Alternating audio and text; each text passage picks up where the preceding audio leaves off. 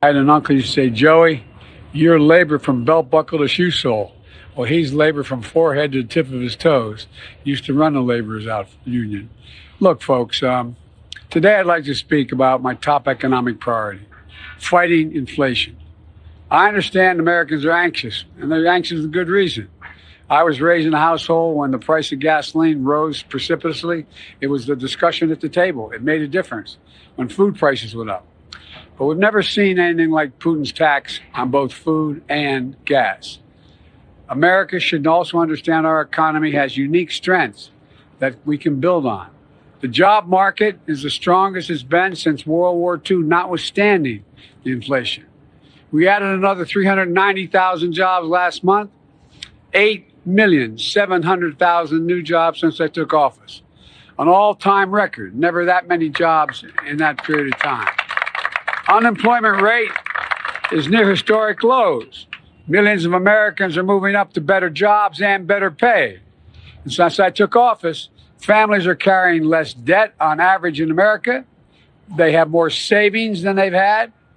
And we're doing it all while cutting the federal deficit by $1.7 trillion this year and $320 billion last.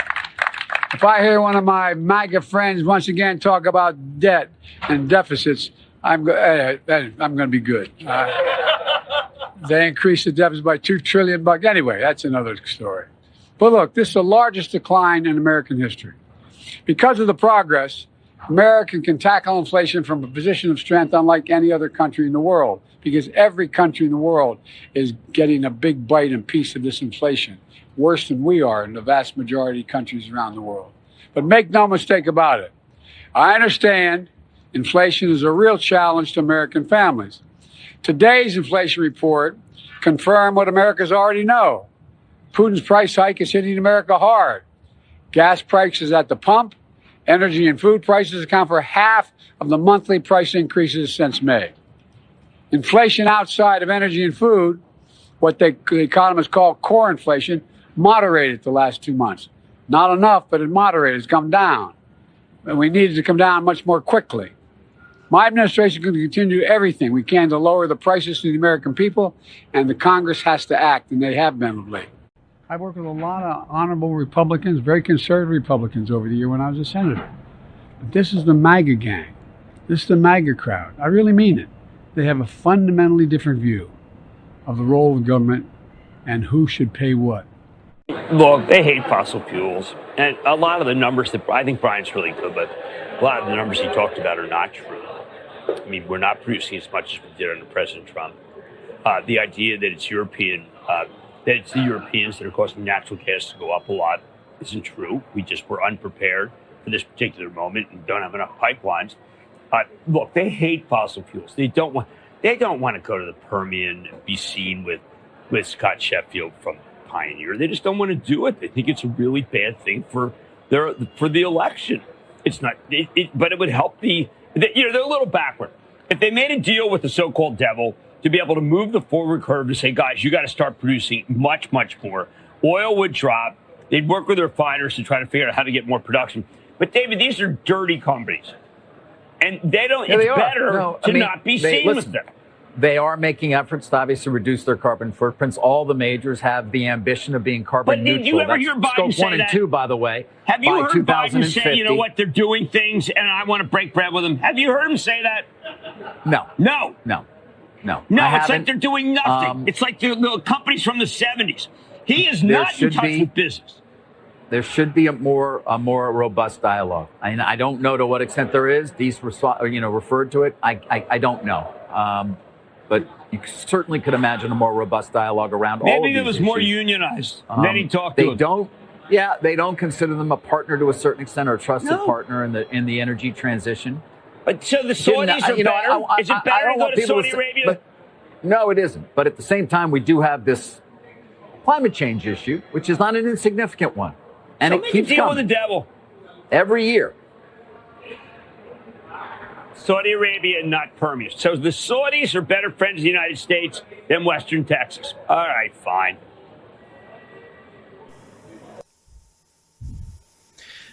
This is almost too exquisite. You got the pom-poms of Jim Cramer. That's all the progressives and liberals. That's the Wall Street crowd right there. They've had the pom-poms out from day one. That scumbag. Just being a scumbag is not the problem. Being an idiot in a scumbag is a problem. Remember, he was cheerleading, had the pom-poms out, the greatest economy of his time. And yes, that's what we have. Our economy is in meltdown. Everything Joe Biden said is a lie right there. Total meltdown. And you've got Russia with the oil and gas on fire. You've got Saudi Arabia just had 9% growth. We're going to have the Atlanta Fed has already said they think this quarter could be even a slightly down. That means for the first half of the year, the first 6 months of 2022, we're going to have negative growth.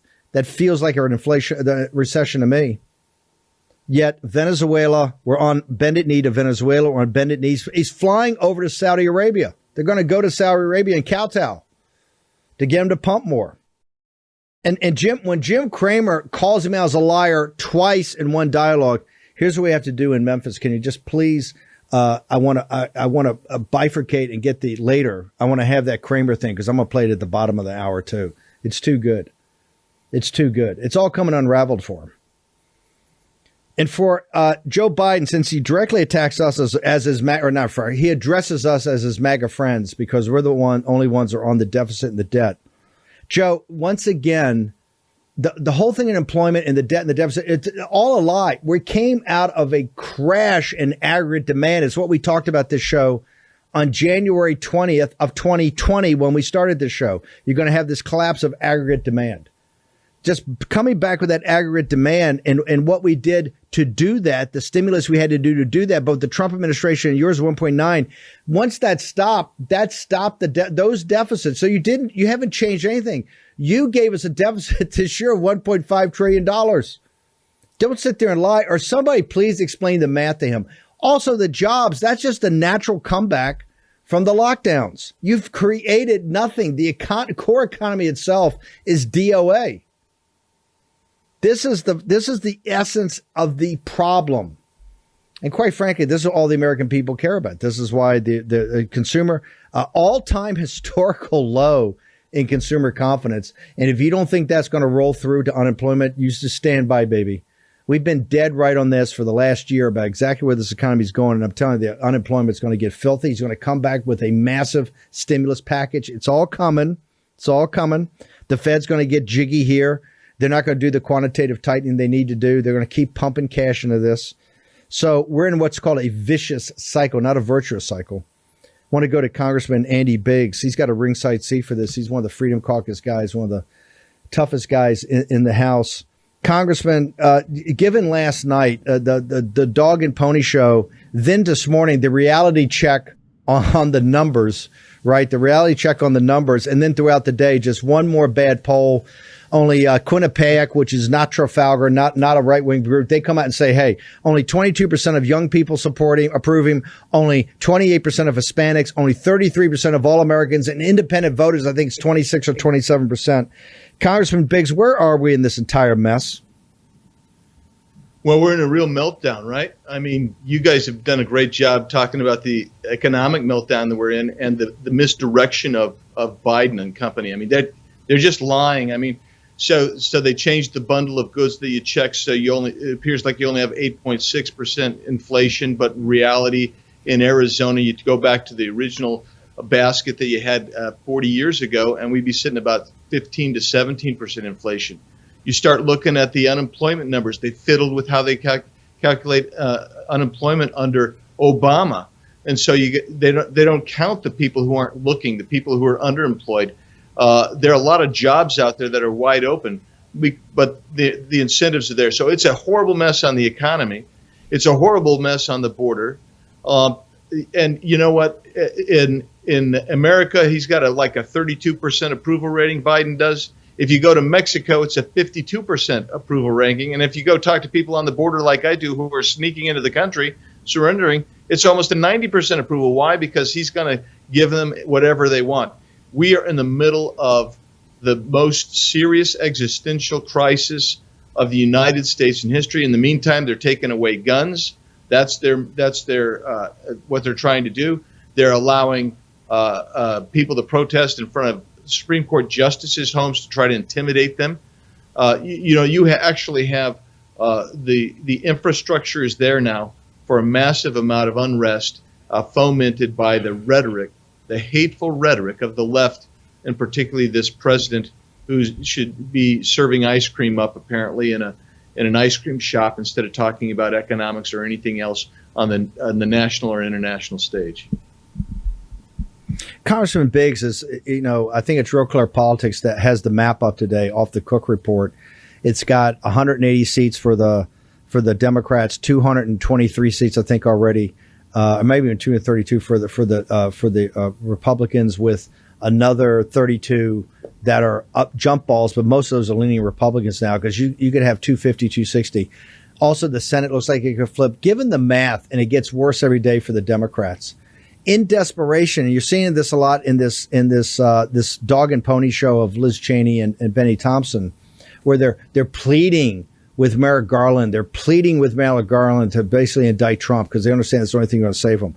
How desperate are they going to get as it becomes more and more obvious that you're going to have not just a win in a tsunami, but literally could destroy the Democratic Party as a national political institution? What do you anticipate, or what do you think our audience should be anticipating that the Democrats could try to do? Well, I think there's going to be two things. There's going to be a political response, and you're seeing that with the J6 committee. You're going to see it where they try to get somebody in Congress to do a perp walk. Maybe it's me, maybe it's Jim, maybe that's what they want. They're going to try to do that because they think that that's going to work. That will actually undermine them even more, in my opinion. But that's one thing. They're going to get really outlandish and use the authoritarian card on members of Congress because they don't care about the institution. They don't care about people ever because they're authoritarians. On the other hand, they're going to try to put pedal to the metal with every crappy socialist idea they have because they know that their utopian society is not going to come to fruition, but they're going to try to make it really difficult for us to peel it back when we do get control. That's what's going on. Those two areas, Steve, the political side and the legalistic side. What's so outrageous what they're doing to you, Congressman. What's the plan? You've got yourself, you got the minority leader, you've got Jim Jordan. What's your guys' plan right now, or can you disclose that? Well, I don't want to disclose all of it, but I mean, the reality is, how can you go in there when even last night we watched that they had doctored videotapes. They deleted the tweet from their one star witness last night, the left-wing documentarian, where he talks about people were let in, doors were left open. There was only one Capitol Police on duty. They deleted that. So how can you go sit in front of an illegitimate star chamber because they want to get you in a perjury trap or they want to get you in a contempt trap? So I can't disclose all of the strategy, but I can tell you these guys, for them, they are worse than any Machiavellian you've ever met. For them, this truly is Hitlerian in some ways, in the sense that they would say that the ends justify any means, and that's where they sit today. Give us. I had Rodney Davis on, Congressman Illinois 13, on the morning show. And because he sent out something last night and then reached out to Dave Bossie, come on War Room, but he said, hey, he's ranking member on administration. He said he was given a brief on Intelligence Day before, totally wrong, right? He said there's so many problems that Pelosi's had driven by her that he's announced, I'm starting an investigation and hearings like the 3rd of January, 4th of January, the first day after you guys are sworn in. He says, hey, I'm gaveling in and we're rolling, and I'm going to get to the bottom of all of it. What sense, you're a player in the Freedom Caucus, what sense do you have in the new Congress? How can MAGA feel confident that you guys are going to be in the tip of the spear and we're going to start setting things right? We're just not going to play the normal nicey nice, since these guys have no respect for the institution. They're lawless. What they try to do, you guys, is outrageous. So where do you think this takes us in January 2023? Well, I think Jim will likely be the chair. Jim Jordan will likely be the chair of the judiciary. I think we're going to open up immediately with hearings there. We're going to open up I'm on oversight committee as well. We're going to open up in those committees as well. And you have got to start. I mean, there's so much that they have done wrong.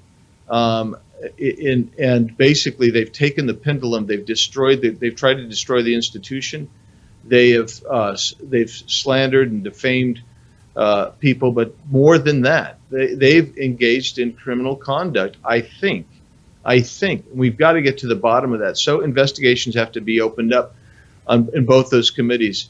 And let's just face it, those two committees are the ones that are geared and designed to fight the fight. And I'm hoping that on the first day that we're in session, that we open up an impeachment committee hearing on Alejandro Mayorkas.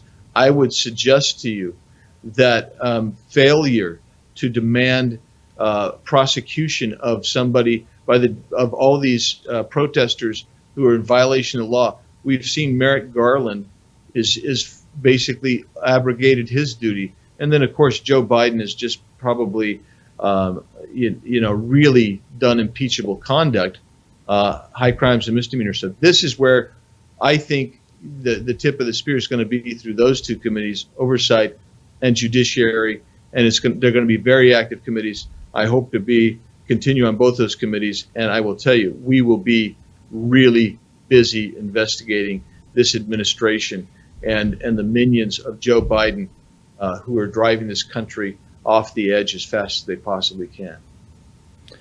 Last question about the invasion of the southern border. What can the Republican Congress coming in January, the new Congress, what can you guys do to both stop this invasion in its tracks and start to reverse it?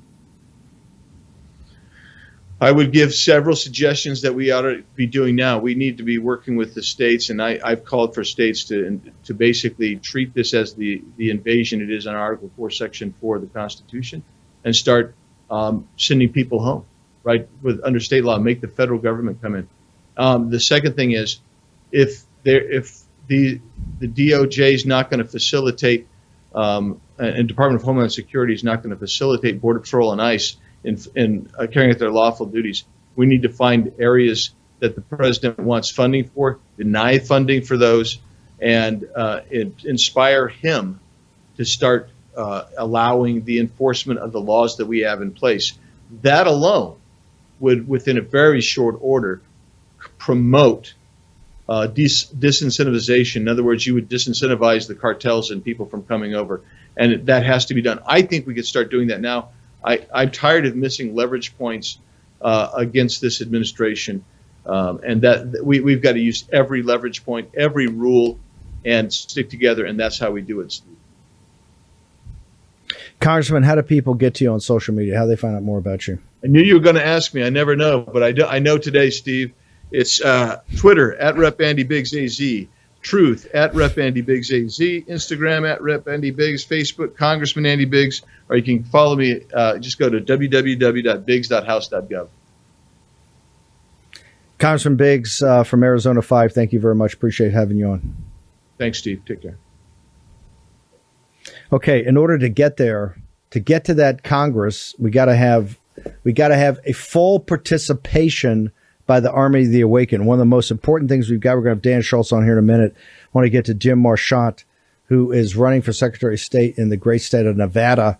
Also, he's organized this alliance of like-minded secretaries of state, which people are melting down on. There's articles every other day about how Jim Marchant is a bad guy, and how Jim Marchant is bringing a bunch of fascist and anti-democratic forces to bear to basically flip elections to Trumpist starting this fall and into the future. Jim, walk us through the truth. Walk us through the truth about your race in Nevada, what you specifically have done personally by getting machines out of certain counties.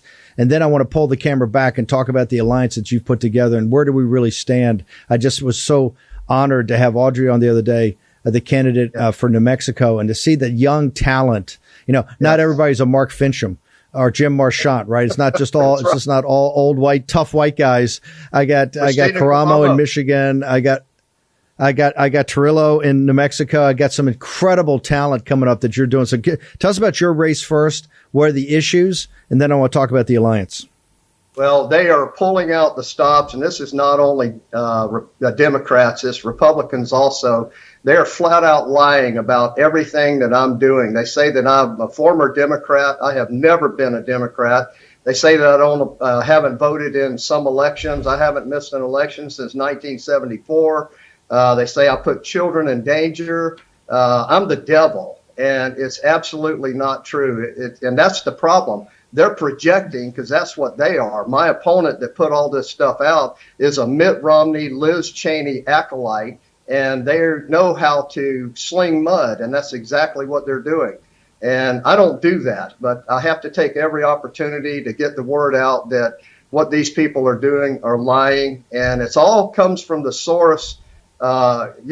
Groups like Guardian UK and Business Insider, the media that controls them, and they're melting down right now. I get calls almost every hour from AP, Politico, New York Times, MSNBC. They call me constantly, and I stopped talking to them a while ago because I said all that I could say to them. So they're melting down, and I just want everybody that's listening to this, and you have a lot of fans out here in Nevada, and I want them to know that all of these things that are coming out, they're mailers, they're TV ads, all kind of stuff, robocalls, all basically calling me the devil, and every one of them are lies, flat out lies. So don't believe it. Let me, before I go on to the alliance and the bigger picture, why do establishment Republicans not want patriots in there? They're going to make sure that we have free and fair elections and don't have what was done in 2020. What's their beef with you? What's I know they're coming after you personally because that's how they got to try to destroy you, because that's the politics of personal destruction they play. But what is their beef about what Jim Marchant actually stands for? Well, they know that I'm going to ensure that we have a fair election and that the people's voice here in Nevada is actually heard. We haven't elected anybody since a long time. I go back to 2006. But because the Uniparty has selected everybody that has served in office here in Nevada, I believe, since then. So if I get in, the people are finally going to have a voice, and that's what they're scared of. It's the power people, and these are Republicans. These are establishment Republicans that are working with the Democrats to maintain their power and their stronghold on Nevada so that the people here in Nevada do not have a voice. And I'm not putting up with it. I've been fighting this for years and years, and if they think this is going to take me down, they got another thing coming. Walk us through what you've put together on a nationwide basis. I know President Trump is so appreciative of putting this. Right. Yeah, we've got a nationwide coalition that you know about, and thank you for all your help with that. And Boris Epstein and others, David Bossie is very aware of it. And we have formed an alliance where we have over 20 MAGA, America First candidates, not only Secretary of State, but governors and congressmen and other school board people. I mean, everybody has called me and said, we want to join your coalition because they know what we're doing. And so that's exactly what we're doing. We've got a new website called SOS for America. It's SOS, the number 4 America.com. And that's the website to go to. And we need as much donations to go to that as possible, because we are behind the 8 ball when it comes to funding from the Uniparty, the establishment, the globalists. They are funding all of our enemies, and they're actually prevailing. I was way ahead in the polls here in Nevada, and now I'm starting to lose that a little bit. But I still think we're going to prevail here, but it's going to be close. And it's a shame that we have to fight all the lies and the mudslinging, but that's just the way it is in politics. You know it as good as anybody. But we're going to keep prevailing. We're going to keep fighting, and hopefully we will prevail. Jim, one more time. How do people find out more about you? How do they find out more about your campaign? And how do they find out about the alliance? Yeah, JimMarchant.com is my personal campaign address, JimMarchant.com. And then SOS, the number 4, America.com. Go to that website, help us out as much as we can, because we need it. That's going to fund all of these great MAGA candidates across the country, and please help. We need it. Jim Marchant, fight on. Look forward to seeing how this thing plays out. Look forward to having you back on. You got a lot of fans here in the War Room. Great. Thank you, Steve, and thank you for all your support. It's very, very important to us saving our country. Thank you. Thank you, brother. Want to thank all of the War Room posse out there in Nevada. Make sure you got to turn up. You got to put your shoulder to the wheel here. Nevada is a MAGA state. We got to get it sorted out there. Okay, we're going to take a short break. The guy that the media is considered even bigger devil than myself, Dan Schultz. He's the one that conceived of the precinct strategy. He's the one who's been grinding on it.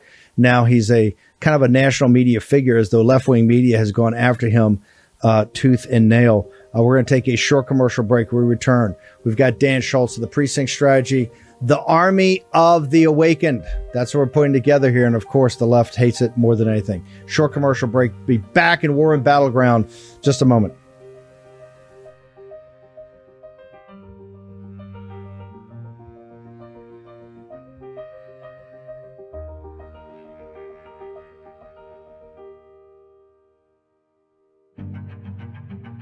War Room Battleground with Stephen K. Bannon. Okay, welcome back. I want to go to the railhead of all the consternation for the Army of the Awakened. That would be Dan Schultz. Dan, I had this article out about me. What is it, American Rasputin? There's been a bunch of articles from that. I'm the evil genius. Of course, I'm just drafting off you. But then the news coverage. Here's the interesting thing about the news coverage. They're completely freaked out. They call us these anti-democratic fascist forces. But everything they start talking about, they say, well, he's getting people on this precinct strategy, and they're actually going and signing to be precinct men in the Republican Party, or they're going to go be poll workers or poll watchers or election officials or canvassing boards or school boards, and they get all lathered up. Dan, the first time I met you, you told me essentially what you did is write a book and put together a concept that was a throwback to, I think it was 6th or 7th grade civics that you took when you were a young man before you went to West Point. Why are they so worked up on American working class men and women just coming to the forefront and starting to take their party back, but also starting to take back the entire election apparatus? Well, you've asked me that question before, and I think what I said then was they don't like we the people. They like to refer to themselves when they get elected as leaders. We're the United States of America. We don't elect leaders. We elect public servants. Those people that we elect are supposed to serve us, and we're supposed to make sure before we elect them that they're the kind of people that will serve us, like Sarah Palin uses the term, a servant's heart. Unfortunately, we're electing, the people that are the worst kind of people. And, I like that Plato quote about, if you don't involve yourself in politics, you end up getting governed by your inferiors. And that's what we have right now. For too long, not enough of we the people have been even voting in the primaries. I looked at the results, the recent ones. Iowa, 70% didn't vote in that primary for Chuck Grassley. 70% of Iowa Republicans didn't vote. Over 67 didn't vote in the primary for the U.S. Senate, the Republican U.S. Senate. Over 80% of eligible voters in Ohio didn't vote. And then I saw trending today on Twitter, vote Republican. That's what we need to do, people. We need to vote, vote, vote if you're a Republican. But then the other thing that you need to do is engage, the phrase action, action, action. Just casting a vote isn't enough these days. Get off your rear end. It's not hard to do. Go to my site, precinctstrategy.com. Learn how to become an active member of your local Republican committee. It's not hard to do. And as you said, I learned all of this in 7th grade civics. It's just participating. We've got to, and I like that over the last few days you've been using that term, participatory democracy. That's what we have. The problem is not enough conservatives are participating yet, but we're starting to change that. And then you saw what happened yesterday in Otero County in New Mexico. Enough people got involved, being led by Professor David Clements, who used to be a county chair in New Mexico back in 2012. He went to the National Convention in 2012 as a county chairman. He's been involved in politics, and he's been encouraging people to get involved. And they packed those rooms, at the meeting rooms of the County Board of Supervisors, and convinced them that you're letting us down if you move forward with these Dominion machines. That could be happening all across the country, but it takes a little bit of participation beyond just voting. And that's my message. And that's why they're afraid of us. They're afraid we're going to do that. The left is afraid conservatives are going to do it. And I applaud Cleta Mitchell for what she's heading up. We've got to make sure moving forward that it can't be like it was in 2020 down in Tucson, where I worked as a poll watcher. We were lucky if we had one or two at each polling place. The Democrats had 5 at minimum at each polling place. We were lucky if we had 1 or 2 for half the day. I was down there supervising a whole bunch of them. This time, we've got to make sure we've got 5 Republicans, just like the Democrats had 5 Republicans everywhere. And you can do this, folks. Dan's you can talking, do this. Thank you. Hang on, what Dan was talking about with Cleta Mitchell. Hang on, Cleta Mitchell was she's running these around the country, these workshops. In fact, I want to get up right now. There's and Captain Bannon put it into all the sites, all the chat rooms. We've got tomorrow it's going to be in Raleigh, North Carolina. They're having the seminar. These are workshops. You're not going to sit there and hear war stories. These are hands-on workshops. Dan, hang on for 1 second. I want to bring in Colonel Shawn Smith. You mentioned what happened in New Mexico with the great Dave Clements. And one of it happened up under Jim Marchant up in Nevada, where people actually show up at these counties and they start having these votes and say, look, we want the machines out. We want to go to hand ballots. We want to go to paper ballots and hand counts. Let's bring in Colonel Shawn Smith now. Colonel, you've given I don't know if it's a deposition or a piece of analysis, given your expertise to back up the Fincham Kerry Lake lawsuit in looking for an injunction about the machines itself. Can you take a couple of minutes and walk through not just your expertise, but what specifically are you saying about the machines that to lead the judge to say, hey, I'm not worried about 2020, but going forward, I want to take these machines out. Can you walk us through that? Sure. Steve, my expertise really is, I'm not so much a cyber professional as I am an expert in the testing of complex systems. In the course of doing that testing and my responsibilities with the Office of Secretary of Defense and the Director of Operational Test and Evaluation, I looked at hundreds of test plans. I was responsible to direct oversight for testing for systems like Global Positioning System. I understand the threat. I've done adversarial analysis and seen what was being taken using cyber attacks from our defense industry, our national organizations, our government, all economic sectors. So I have an idea of what that threat looks like. And when I started looking at voting systems, I could tell that those people either don't care or they don't know what that threat looks like, because the testing is completely inadequate to have any hope whatsoever of detecting supply chain attacks and compromises. So the declaration for the Lake case kind of lays out that case. It documents the overseas foreign manufacturing origin of the computer systems used in our voting systems and the components used in them, and the fact that they have no supply chain security. And all the people who are telling us these systems are secure are people who can't even secure their own networks against supply chain attack. So Colonel, here's what I think the audience finds confusing. It was Trump administration officials that came before the nation and then went on 60 Minutes. I think it was the head of CISA and people that CISA reported to that said this was the safest and most secure election in the history of the country, off of basically the same equipment that you're saying now. Hey, and CISA puts out the report. It could be hacked, I think, 9 different ways. What's the disconnect here? What's the disconnect between officials, and these were not radical Democrats. These were people that President Trump's appointees in DHS had selected. So, and I think that's what gets people confused. What's the disconnect between they're sitting there telling everybody, and you're going to see them here on this this dog and pony show next week. You're going to see these guys all rolled out, the safest, most secure. Trump was told is the safest, most secure. Yet I've got Kerry Lake and Fincham filing a lawsuit to try to get a judge to take them out. And I got an expert like you coming in and saying, hey, you know, I'm an expert in the testing of complex systems. These things have got to be pulled. Walk me through that gap. Well, so back up first of all. Yeah, when people say, well, these were Trump's people, they were not Trump's people. So everybody who's been in the federal government or around it understands that most of the workforce persists in between administrations.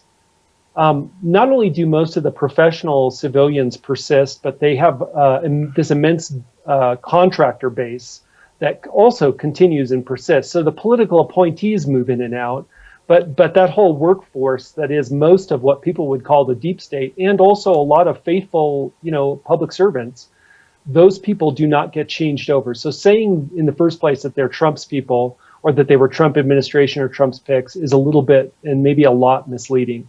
The other thing to understand, and I saw this happening, I was still in the Department of Defense in 2017. I saw what was happening.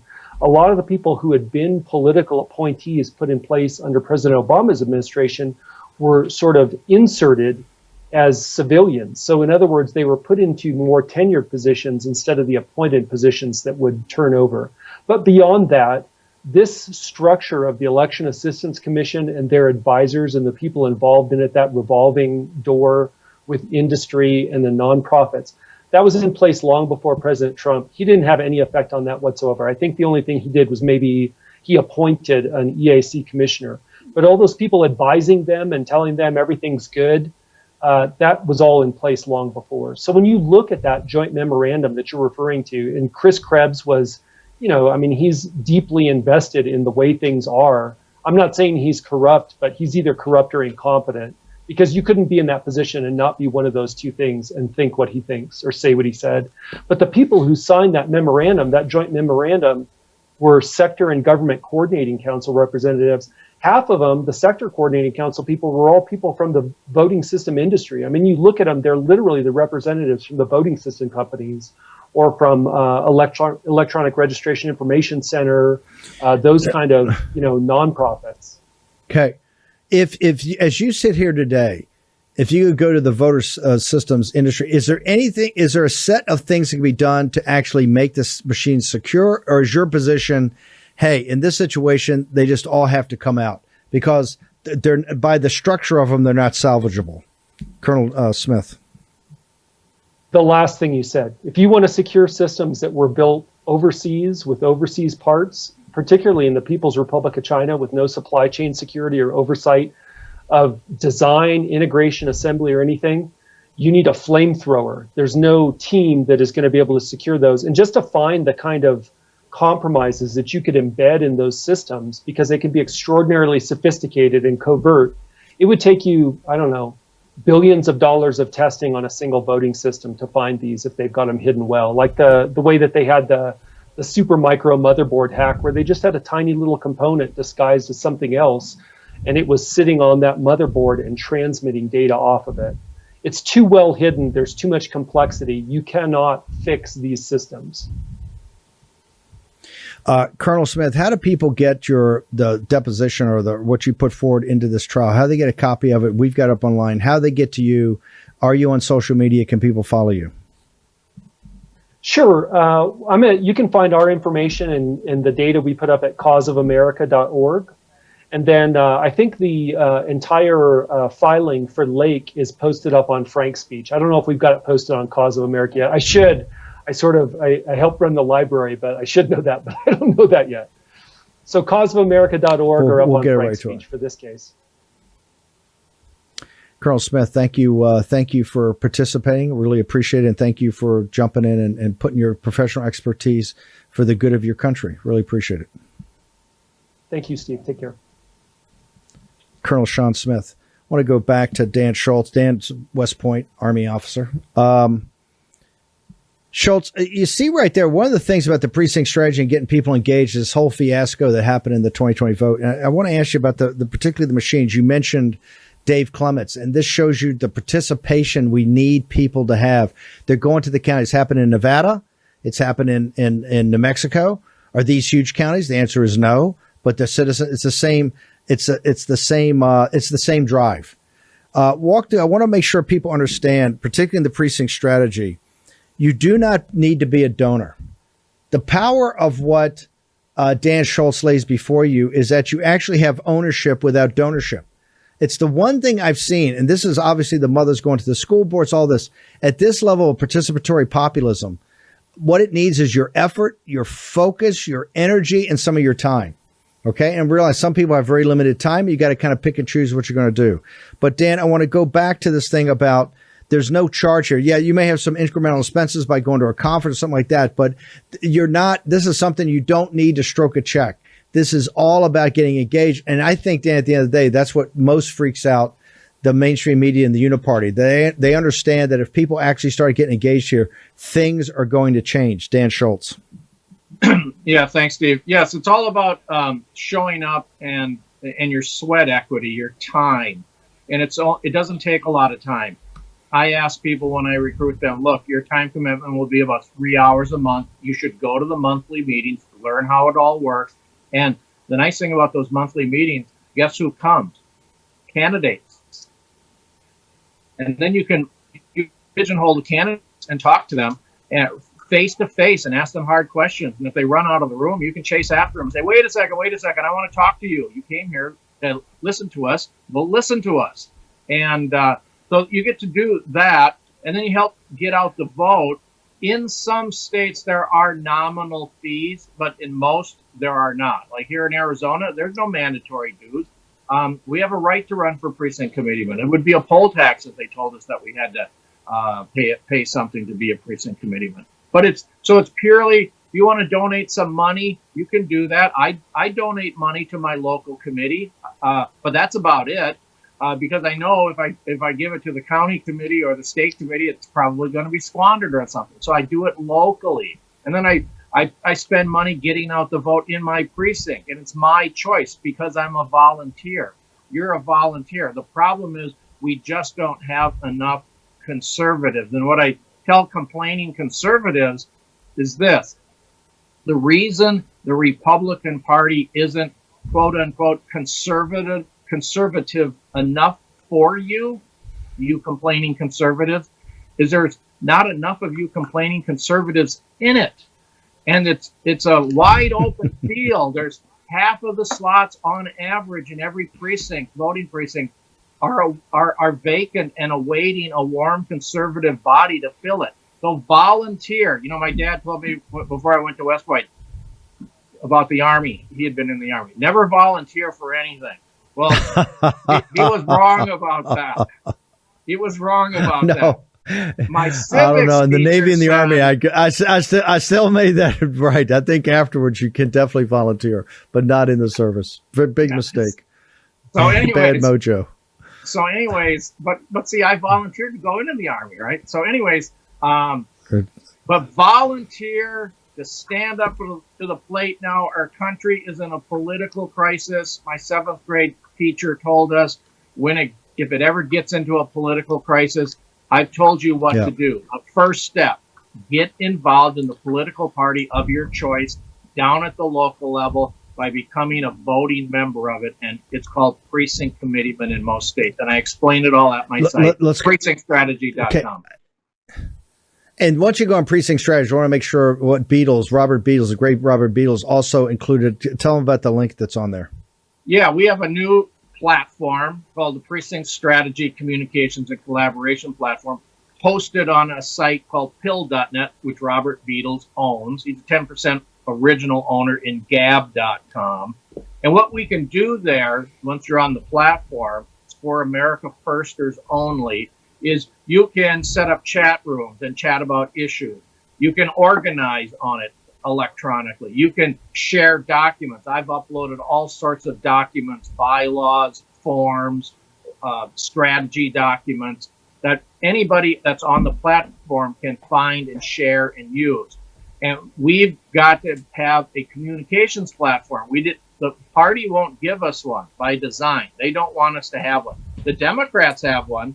They get it, but not the RNC. So I finally got hooked up with Robert Beatles because he saw me on your show last year, and he said, I can build that for you. And he did. Perfect. We got to bounce. I appreciate it. You're public enemy number 2. I guess I'm public enemy number 1 of the liberals, but you're my wingman on that. So you got us in this trouble, Schultz. Thank you so much. Yeah. Appreciate Thanks. it, brother.